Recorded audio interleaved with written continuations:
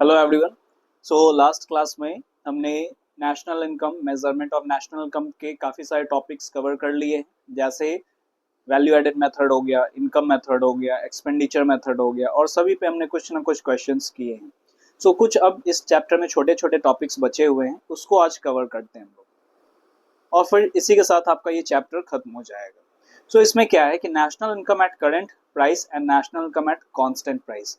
सो ये आखिर है क्या? तो इससे पहले आप एक कॉन्सेप्ट समझ लो।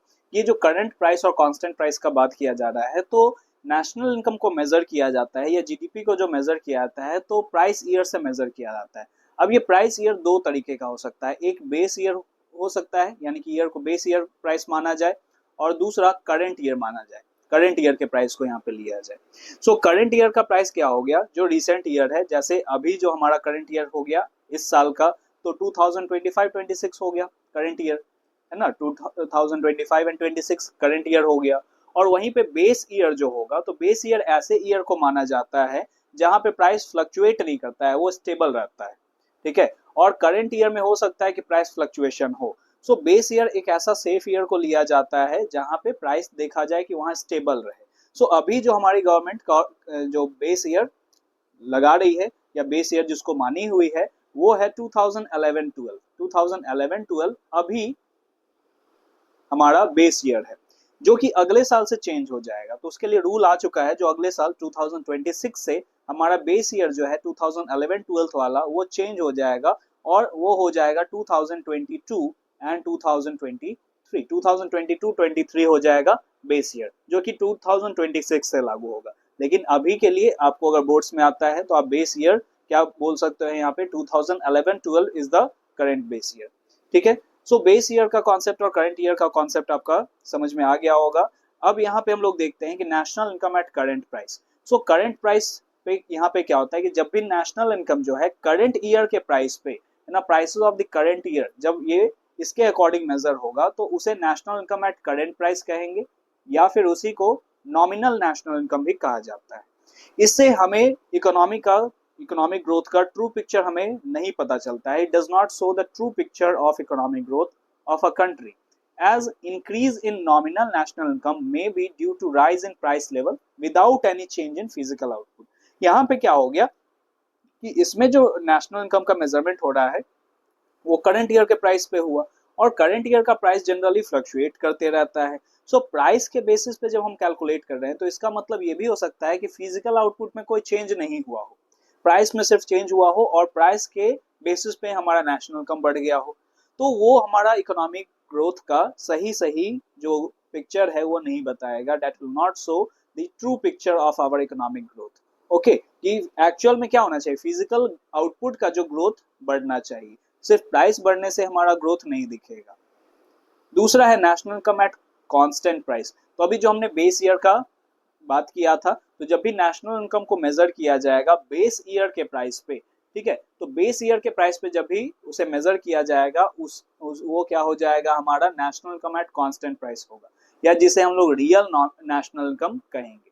Base year is normal year which is free from price fluctuation. तो अभी मैंने ये बता दिया कि बेस ईयर क्या होता है। ऐसा ईयर को लिया जाता है जो प्राइस फ्लक्चुएशन से फ्री होता है, उस साल में प्राइस फ्लक्चुएशन नहीं होता है। तो अभी करंट बेस ईयर क्या है? 2011-12, और फ्यूचर में यानी कि अगले साल से लागू होने वाला है 2022-23। It shows the true picture of economic growth of a country, as any increase in real national income is due to increase in output only। So इसमें हमारा प्राइस फ्लक्चुएशन से नहीं हो रहा है, तो यानी कि जो नेशनल इनकम में चेंजेस आया है, वो आउटपुट चेंज होने की वजह से आया, यानी कि ज्यादा से ज्यादा प्रोडक्शन हो रहा होगा, इसके वजह से बढ़ा होगा, है ना, या फिर घटा होगा। तो रियल पिक्चर हमें पता चल जाएगा इकोनॉमिक ग्रोथ का। नेक्स्ट है conversion of national income at current price into constant price. So ये हमारा किसके थ्रू हो सकता है? प्राइस इंडेक्स के थ्रू हो सकता है। So price index is an index number which shows the change in price level between two different time periods.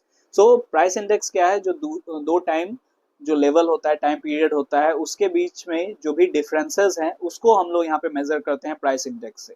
सो इसका फॉर्मूला क्या है? तो कन्वर्जन का, so national income at constant price अगर हमें निकालना होगा, तो national income at current price by current price index. तो क्वेश्चन में आपका ये दिया रहेगा करंट प्राइस इंडेक्स क्या है, उसे डिवाइड करेंगे इनटू 100 कर देंगे तो हमारा आ जाएगा और ये कन्वर्ट हो जाएगा national income at constant price.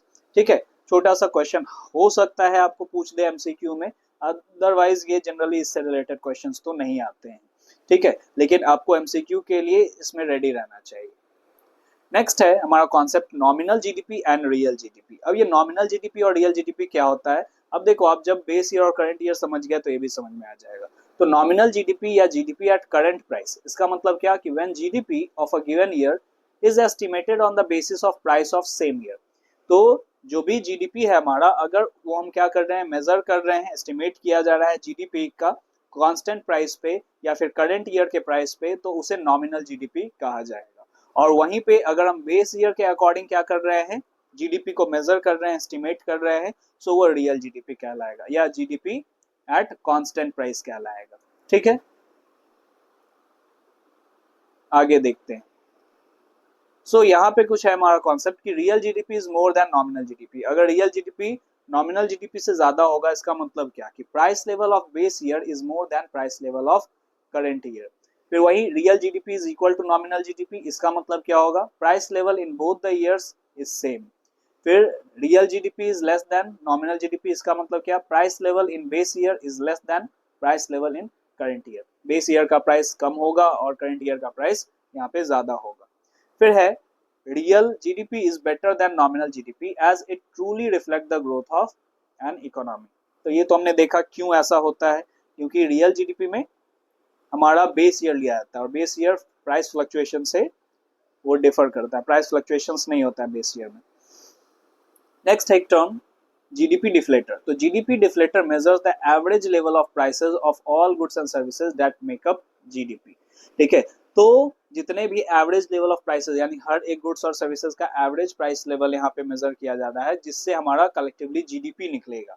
तो इसका फॉर्मूला क्या है, तो इसका फॉर्मूला जीडीपी डिफ्लेटर का हो सकता है nominal GDP by real GDP into 100, और जीएनपी डिफ्लेटर का क्या होगा, nominal GNP by real GNP. तो बस इधर जीडीपी के जगह पे जीएनपी कर देना है, ये हो जाएगा। सो इससे रिलेटेड भी क्वेश्चंस बन ही जाएगा आपका। ठीक है, अब हमारा कुछ ऐसे कॉन्सेप्ट्स हैं जिसके बेसिस पे आपका कुछ थियोरेटिकल क्वेश्चंस आ सकते हैं। सो जीडीपी एंड वेलफेयर। तो जीडीपी को क्या बोला जाता है, it is an index of welfare बोला जाता है। इंडेक्स का मतलब यहाँ पे आप सिंबल समझ लें कि जीडीपी अगर हमारा राइज कर रहा है तो ऐसा बोला जाता है कि ये अच्छा सिंबल है कि हमारा वेलफेयर हो रहा है इकोनॉमी में, और जीडीपी घट रहा है इसका मतलब ये भी है कि वेलफेयर क्या हो रहा है, कि कम हो रहा है। ठीक है, लेकिन ये जनरलाइजेशन जो है ये करेक्ट नहीं भी हो सकता है, it may not be correct due to following limitations और रीजन। तो किन्हीं किन्हीं कारण की वजह से जीडीपी और जो वेलफेयर है वो एक जैसा नहीं हो सकता है। जैसे डिस्ट्रीब्यूशन ऑफ जीडीपी। तो जीडीपी का जो डिस्ट्रीब्यूशन है, जीडीपी का मतलब क्या है, तो जीडीपी का मतलब क्या है, जितने भी गुड्स और सर्विसेज एक इकोनॉमी में प्रोड्यूस किए जा रहे हैं एक साल में, सो उसे जीडीपी कहते हैं, जितने भी गुड्स और सर्विसेज। ठीक है, सो अब जीडीपी अगर ज्यादा है तो ये सम अप है ना, हर एक गुड्स का सम अप है। जीडीपी क्या है, it is sum up of all the goods and services, जितने भी गुड्स एंड सर्विसेज हमारे इकोनॉमी में प्रोड्यूस किए जा रहे हैं वो सभी, शूज हो गया, आटा हो गया, फिर आप ये देख लो क्लोथ्स हो गए, मोबाइल फोन्स हो गए, वॉचेस हो गए, वॉर रिलेटेड प्रोडक्ट्स हो गए, हर एक प्रोडक्ट इसमें आ जाएगा। तो डिस्ट्रीब्यूशन ऑफ जीडीपी, अगर डिस्ट्रीब्यूशन ऑफ जीडीपी जो है वो अनइवन है तो फिर क्या होगा, ये वेलफेयर को शो नहीं करेगा। इसको एग्जांपल के थ्रू हम लोग समझते हैं। तो GDP shows the total growth of goods and services produced in a country, however it does not exhibit the structure of the product. If the increase in GDP is mainly due to increased production of war equipment and ammunition, then such an increase cannot be associated with any improvement in economic welfare. तो अब जैसे एक economy में gun ज्यादा बनाया जा रहा है, ठीक है, तो अगर ऐसे प्रोडक्ट्स हैं जो आर्म्स एंड एम्यूनिशंस हैं वो सभी अगर बनाए जा रहे हैं एक इकोनॉमी में, प्रोड्यूस किए जा रहे हैं, तो फिर क्या होगा, एक इकोनॉमी में अगर ऐसे प्रोडक्ट्स प्रोड्यूस किए जा रहे हैं तो फिर वो क्या होगा, जीडीपी को तो बढ़ा देगा, क्योंकि GDP is a combination of all goods and services. लेकिन ये पॉजिटिव नहीं होगा, ये वेलफेयर रिलेटेड नहीं होगा, ये इकोनॉमिक वेलफेयर को इम्प्रूव नहीं करेगा। ठीक है, सो इसमें ये चीजें देखना है कि कॉम्पोजिशन क्या है, डिस्ट्रीब्यूशन कैसे है जीडीपी में। ठीक है, सो जीडीपी बढ़ने का ऐसा मतलब नहीं होगा कि वेलफेयर हो रहा है। सो कैसे भी हो सकते हैं, वॉर रिलेटेड प्रोडक्ट्स बढ़ सकते हैं, है ना। अगर कंजम्पशन बेस्ड प्रोडक्ट्स बढ़ेंगे तो ऑब्वियसली वो क्या होगा, वेलफेयर होगा। नेक्स्ट है चेंज इन प्राइसेस। तो अगर प्राइस में चेंज आने के वजह से, ठीक है, प्राइस में अगर चेंज आ रहा है उसके वजह से जीडीपी बढ़ रहा है, तो इसका मतलब ये भी हो सकता है कि फिजिकल आउटपुट में कोई चेंजेस नहीं आ रहा है, यानी फिजिकल आउटपुट इंक्रीज नहीं कर रहा है ना। जैसे अगर ये पेन का अगर हम बात करें तो मान लेते हैं ये 20 रुपए का पेन है, तो ये 20 से अगर 30 हो जाए तो भी अगर जीडीपी निकाला जाएगा तो इस तरह से आएगा 30 का शो करेगा। लेकिन ये प्रोडक्ट एक ही मैन्युफैक्चर हो रहा है, ये बढ़ नहीं रहा है। जीडीपी ग्रोथ तो दिखा दिया, जीडीपी का ग्रोथ तो दिखा दिया प्राइसेस के वजह से, लेकिन एक्चुअल में फिजिकल आउटपुट बढ़ा क्या, क्या 1 से 2 बना, 3 बना, 4 बना, नहीं बना। सो एक्चुअल में जीडीपी दिख रहा है हमें, तो ये स्टैटिस्टिक बस दिख रहा है और इससे एक्चुअल में हमें ये नहीं पता चल रहा है कि वेलफेयर हो रहा है या नहीं हो रहा है, क्योंकि फिजिकल आउटपुट नहीं हो रहे हैं, बढ़ रहे हैं। नेक्स्ट है नॉन मॉनिटरी एक्सचेंज। कुछ नॉन मॉनिटरी एक्सचेंज भी होते हैं, जैसे many activities in an economy are not evaluated in monetary terms are not included in GDP. However, such activities influence the economic welfare. So ये काफी activities आपने देखे हैं, जैसे आप देख लो कि घर में जो प्रोडक्शन हो रहा है या जो सर्विसेज दिए जा रहे हैं उसके वैल्यू को इंक्लूड नहीं किया जाता है, सो वो भी वेलफेयर से रिलेटेड होता है। तो ऐसे बहुत सारे नॉन मॉनिटरीज एक्सचेंज होते हैं जिसको इंक्लूड नहीं किया जाता है। नेक्स्ट है एक्सटर्नलिटीज। तो एक्सटर्नलिटीज बहुत इंपॉर्टेंट टॉपिक है आपका, है ना, इसको आप डबल टिक करके आप रख लो।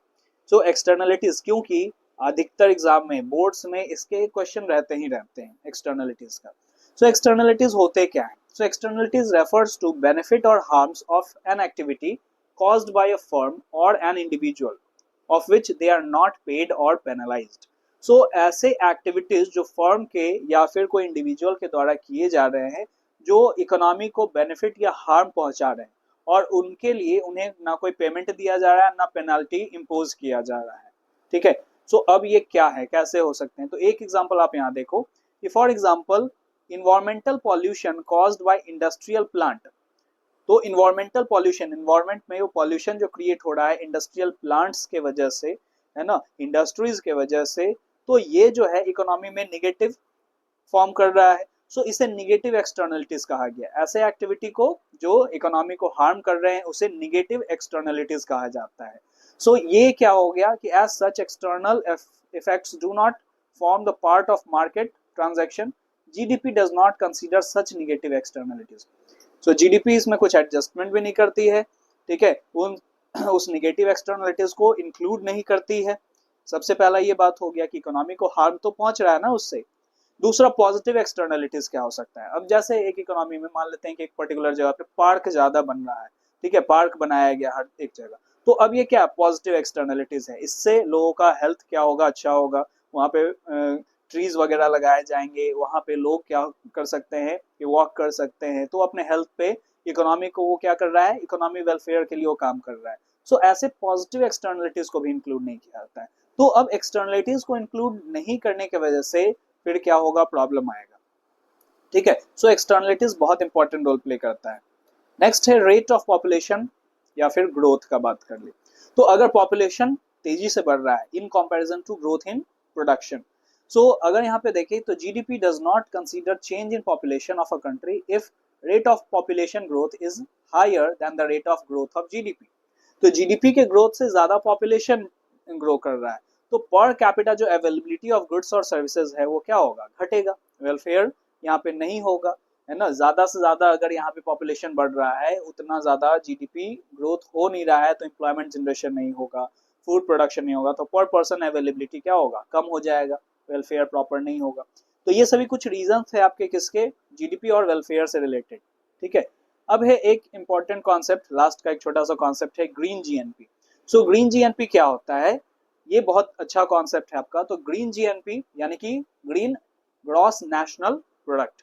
सो ग्रॉस नेशनल प्रोडक्ट ये क्या हो गया, तो green GNP measures the national income और output adjusted for depletion of national resources, natural resources and degradation of environment. अब जो इन्वायरमेंट को या नेचुरल रिसोर्सेज को जो डिग्रेड कर रहे हैं, जो एक्टिविटीज हो रही है ना, जो एक्टिविटीज हो रही है फॉर्म के द्वारा या लोगों के द्वारा, तो वो क्या होता है, जीडीपी में फिर एडजस्ट हो जाता है, यानी कि उसको सब्ट्रैक्ट कर दिया जाता है। तो इससे हमें एक्चुअल पता चलेगा कि ग्रॉस नेशनल प्रोडक्ट हमारे कंट्री का क्या है। है ना। सो ग्रॉस नेशनल प्रोडक्ट में एडजस्टमेंट, यानी कि अगर ठीक है प्रोडक्शन हुआ, हमारा प्रोडक्शन हुआ है, मान लेते हैं 100 गुड्स का प्रोडक्शन हुआ, ठीक है, और इस प्रोडक्शन करने के लिए जैसे मान लेते हैं पेपर बनाया जा रहा है, तो पेपर का प्रोडक्शन हुआ तो जीडीपी बढ़ेगा, जीएनपी बढ़ेगा, ठीक है। अब वहां पे पेपर के प्रोडक्शन के लिए क्या हुआ कि 100 पेड़ काटे गए, 100 पेड़ काटे गए। अब ये क्या होगा, उसका जो मॉनिटरी वैल्यू होगा, जितना मॉनिटरी वैल्यू उससे डिराइव होगा, उसको सब्ट्रैक्ट कर दिया जाएगा, माइनस कर दिया जाएगा। तो हो सकता है कि जितना हमें बेनिफिट ना मिल रहा हो उतना ज्यादा हार्म कर रहा हो, तो ये एडजस्टेड हो जाएगा, तो इसे ही ग्रीन जीएनपी कहा जाता है। तो इस तरह से आपका नेशनल इनकम का पूरा टॉपिक, पूरा का पूरा यूनिट जो है कवर हो चुका है, ठीक है। तो एक एक वीडियोस आपके अपलोडेड हैं, अगर आप रेफरेंस बुक से देखो तो रेफरेंस बुक में अलग अलग पार्ट कर दिया गया है। आप एनसीईआरटी भी अगर देखोगे तो उसमें भी कुछ हमारे पार्ट्स हैं, लेकिन नेशनल इनकम का एक एक concept, circular flow of income से लेके मेजरमेंट ऑफ नेशनल इनकम तक हर एक टॉपिक आपका कवर हो चुका है और अपलोडेड भी है, जिसके लिंक आपको डिस्क्रिप्शन में भी मिल जाएंगे और यहाँ ऊपर में आई बटन पे भी मिल जाएंगे। और ये वीडियो के अंत में प्लेलिस्ट भी आपको मिल जाएगा, उस प्लेलिस्ट में भी जाके जितने भी वीडियोस हैं आप वो देख सकते हो, पढ़ सकते हो। Okay, thanks for watching, thank you everyone.